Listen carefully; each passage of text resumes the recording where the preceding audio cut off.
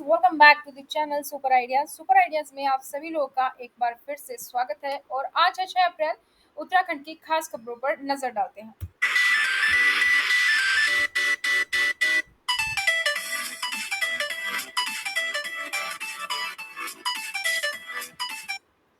दोस्तों, अगर आप लोग इस चैनल पर नए हैं और चैनल को अभी तक सब्सक्राइब नहीं किया है तो चैनल को सब्सक्राइब करें, साथ ही बेल आइकन को प्रेस कर लीजिए ताकि जैसे ही वीडियो अपलोड की जाती है उसकी नोटिफिकेशन आप सभी लोग को मिल सके। तो अभी समय है उत्तराखंड लाइव न्यूज़ का और ये न्यूज़ आप लोग के लिए आती है हर रोज सुबह ठीक 7 बजे। तो उत्तराखंड में 19 साल बाद शिक्षकों के लिए अलग सेवा नियमावली बनाने की तैयारी। केवी की तर्ज पर नवोदय विद्यालयों में तैनात होंगे शिक्षक। प्रदेश के राजीव गांधी नवोदय विद्यालयों में केंद्रीय विद्यालयों की तर्ज पर शिक्षकों की तैनाती होगी। पूरे 19 साल बाद प्रदेश सरकार को एहसास हुआ है कि उसे नवोदय विद्यालय में शिक्षकों की तैनाती के लिए अलग सेवा नियमावली बनानी होगी। शिक्षा मंत्री डॉक्टर धन सिंह रावत ने विभागीय सचिव और मीनाक्षी सुंदरम को सेवा नियमावली का प्रस्ताव तैयार करने के निर्देश दिए हैं। मंत्री ने कहा कि प्रस्ताव कैबिनेट में लाया जाएगा। अगले 2 महीने के भीतर नियमावली वजूद में आ जाएगी। प्रदेश में एनडी तिवारी सरकार ने वर्ष 2003 में राजीव गांधी नवोदय विद्यालय खोले, लेकिन इन स्कूलों के शिक्षकों के लिए अलग से कोई सेवा नियमावली न होने से वर्तमान में इन स्कूलों में 3 तरीके के शिक्षक बच्चों को पढ़ा रहे हैं। राजकीय इंटर कॉलेजों में प्रतिनियुक्ति पर आने वाले शिक्षकों की प्रतिनियुक्ति खत्म होने या फिर उनकी पदोन्नति होने पर इन शिक्षकों के अपनी मूल तैनाती पर चले जाने से नवोदय विद्यालयों में अक्सर शिक्षकों की कमी की समस्या रही है। उत्तराखंड में अब हवाई सेवा शुरू करना नहीं है आसान। अभी केंद्र देता है 80% सब्सिडी। तो केंद्र सरकार द्वारा प्रदेश सरकारों को हवाई सेवाओं के संचालन का अधिकार भले ही दे दिया गया हो, लेकिन इसका संचालन इतना आसान भी नहीं है। कारण है कि इन हवाई सेवाओं का संचालन प्रदेश सरकार को स्वयं अपने खर्च पर करना होगा, जो आसान नहीं है। अभी प्रदेश में जो हवाई व हेली सेवाएं संचालित हो रही हैं वे उड़ान योजना के तहत हो रही हैं और इनके संचालन में केंद्र सरकार आने वाले खर्च के कुल 80% की मदद करता है।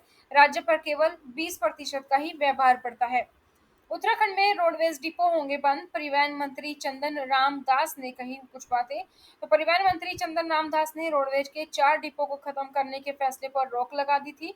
उन्होंने कहा कि पहाड़ के किसी भी डिपो को बंद नहीं किया जाएगा। मंत्री ने बिना विश्वास के लिए नीतिगत फैसला लेने के लिए अफसरों को भी कड़ी डांट लगाई है। उत्तराखंड में शर्मनाक हार के बाद अब कांग्रेस अपने विधायक बचाने को कर रही पहरेदारी। उत्तराखंड में हार के बाद कांग्रेस के अंदर जो घमासान मचा है वह तो अपनी जगह है ही। कांग्रेस नेतृत्व के लिए एक और परेशानी की बात यह है कि उसका एक विधायक टूटना है। कांग्रेस नेतृत्व उस शर्मिंदगी से बचना चाहता है, इसलिए उसने जीते हुए विधायकों पर पहरेदारी तो बिठा ही दी है। इलाकाई छत्रपों को भी संदेश दिया है कि जिस गुट के विधायक ने पार्टी छोड़ी, जिम्मेदारी उस गुट के नेताओं की ही होगी। उत्तराखंड में प्रदेश में 16 लाख घरों में लगेंगे स्मार्ट प्रीपेड मीटर और उपभोक्ताओं के मीटर की होगी रियल टाइम मॉनिटरिंग। जल्द ही प्रदेश के 16 लाख घरों में स्मार्ट प्रीपेड मोटर मीटर लगाए जाएंगे। केंद्र से सैद्धांतिक सहमति मिलने के बाद राज्य कैबिनेट की भी इस पर मुहर लग चुकी है। आदेश जारी होने के बाद स्मार्ट प्रीपेड मीटर का काम आगे बढ़ जाएगा। यूपीसीएल के एमडी अनिल कुमार के मुताबिक प्रदेश में करीब 26 से 27 लाख उपभोक्ता हैं। कोरोना केसेस की बात करें तो 4 जिलों में 5 लोग कोरोना संक्रमित मिले हैं, 11 ठीक हुए हैं, 181 का भी फिलहाल इलाज चल रहा है। देहरादून में जमीन के नाम पर ठगे 1 करोड़ रुपए, 5 के खिलाफ मुकदमा दर्ज। जमीन दिलाने के नाम पर 5 आरोपितों ने पीड़ित से 1 करोड़ रुपए ठग लिए। अनुबंध करने के बाद आरोपित रजिस्ट्री करने से मुकर गए। प्रेमनगर थाना पुलिस ने महिला सहित 5 आरोपितों के खिलाफ मुकदमा दर्ज किया है। जीएमएस रोड स्थित मिलन विहार निवासी राजेंद्र अग्रवाल ने पुलिस को बताया कि वह रियल एस्टेट का काम करता है। जुलाई 2019 में उन्होंने प्रेमनगर निवासी किशनलाल यशपाल उर्फ नारायण से आर्किडिया ग्रांट में जमीन लेने के लिए बात कही थी। विदेशी पर्यटकों की दूसरी पसंद बना उत्तराखंड। पहले नंबर पर अभी भी है हिमाचल। उत्तराखंड विदेशी पर्यटकों की दूसरी पसंद बन चुका है। पहले नंबर पर आज भी हिमाचल प्रदेश है। विदेश से आने वाले पर्यटकों के लिए भारत में आज भी घूमने के लिए हिमाचली राज्यों सबसे अधिक पसंदीदा जगहों में से हैं। उत्तराखंड में 4 धाम बद्रीनाथ, केदारनाथ, गंगोत्री और यमुनोत्री के दर्शन को प्रतिवर्ष बड़ी संख्या में दुनिया और देश के पर्यटक आते हैं। सिर्फ 4 धाम यात्रा ही नहीं बल्कि पर्वतारोहण, रिवर राफ्टिंग, कैंपिंग, आध्यात्म और योग के लिए भी विदेशी पर्यटक उत्तराखंड की तरफ आकर्षित होते हैं। उत्तराखंड में यूनिफॉर्म सिविल कोड होगा लागू, कमेटी बनाएगी ड्राफ्ट। तो उत्तराखंड के मुख्यमंत्री पुष्कर सिंह धामी ने कहा है कि यूनिफॉर्म सिविल कोड को लेकर 12 फरवरी 2022 को एक संकल्प उत्तराखंड की जनता के समक्ष रखा जाएगा। रखा था कि सरकार का गठन होते ही यूनिफॉर्म सिविल कोड को लेकर एक उच्च स्तरीय बैठक का गठन होगा।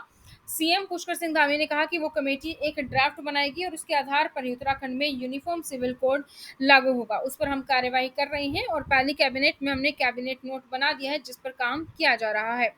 चारधाम यात्रा की तैयारियों में जुटा स्वास्थ्य विभाग। तो उत्तराखंड में 3 मई से चार धाम की विधिवत शुरुआत हो जाएगी। चार धाम यात्रा के शुभारंभ होने में 1 माह से भी कम का समय बाकी है। इस बार संभावना है कि चार धामों में रिकॉर्ड श्रद्धालु पहुंचेंगे। ऐसे में स्वास्थ्य विभाग भी अपने तैयारियों में जुटा है। स्वास्थ्य महानिदेशक तृप्ति बहुगुणा का कहना है कि यात्रियों के स्वास्थ्य को लेकर तैयारियां पुख्ता हैं।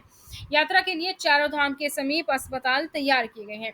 देहरादून में एनडीए की कोचिंग के नाम पर 160 बच्चों से ठगी, डीजीपी ने दिए जांच के आदेश। सोमवार को भिलाई छत्तीसगढ़ निवासी हिना राठौर ने पुलिस मुख्यालय में डीजीपी अशोक कुमार से मुलाकात की। हिना ने बताया कि उसके बेटे पराग ने भिलाई में गत वर्ष 11वीं कक्षा उत्तीर्ण की। इसके बाद उन्होंने बेटे को 12वीं की पढ़ाई कराने के साथ एनडीए की तैयारी के लिए कोचिंग करवाने का निर्णय लिया। इसके लिए इंटरनेट से कोचिंग सेंटर की तलाश की और देहरादून में प्रेमनगर स्थित ऑफिसर्स एनडीए एकेडमी को चुना।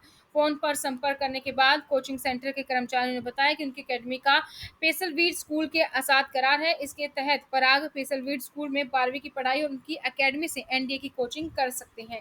पहले जो कोचिंग सेंटर है उसने बोला कि हॉस्टल्स में बच्चों को रखा जाएगा और वहीं उसकी तैयारी करवाई जाएगी, लेकिन 1 साल तक ना तो बच्चों को हॉस्टल मिला और ना ही उनकी कोचिंग स्टार्ट हुई।